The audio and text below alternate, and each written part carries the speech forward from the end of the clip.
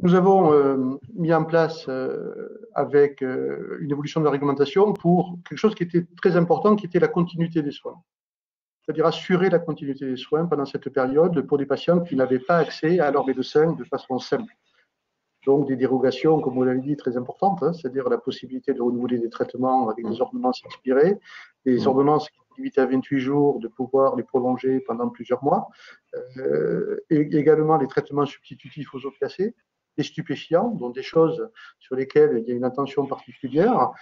Eh bien, la profession a fait le travail. En tout cas, nous, le retour que l'on a à la fois des patients et à la fois des pharmaciens, c'est qu'on a rassuré la population chronique, les personnes âgées qui avaient besoin de leur traitement tous les mois, sans qu'il y ait une surconsommation de médicaments, ce qui aurait pu arriver en opportunité, ou de sous-consommation de médicaments, de chroniques, parce que le système n'avait pas fonctionné. Et quand on voit les statistiques, vos chiffres, on s'aperçoit que voilà, sur la période, en éliminant les premiers jours où il y a eu des événements de sur et après de sous d'utilisation du système, ensuite on voit bien que dans la continuité, ça a assez bien fonctionné. Est-ce que vous avez le même retour au niveau de vos caisses, au niveau des chiffres et au niveau des retours patients?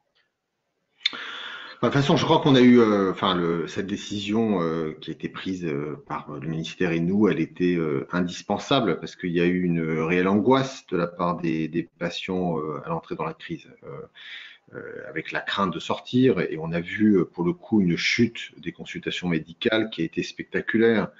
Donc, avoir en plus de cette chute des consultations médicales des risques de rupture sur le bon suivi des traitements chroniques aurait été juste une catastrophe sanitaire. Donc, je pense que c'était la bonne réponse. Elle vous a beaucoup mobilisé deuxième quinzaine de mars, puisque vous avez fait face à un afflux absolument considérable de patients venant renouveler leur traitement par anticipation. Mais je pense que c'était la bonne décision.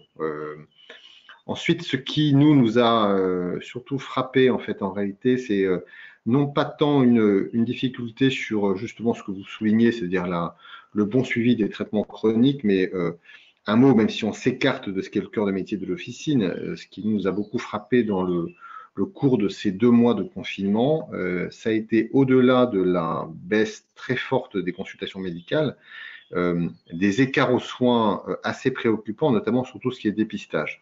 Ça, c'est, je trouve, un des éléments sur lequel il sera important de faire des études ex post pour voir si on a ou pas, et jusqu'où, parce que je crains que ce ne soit le cas, des impacts sanitaires, entre guillemets, secondaires sur des pertes de chance, des retards de prise en charge. Je pense notamment, évidemment, au dépistage du cancer.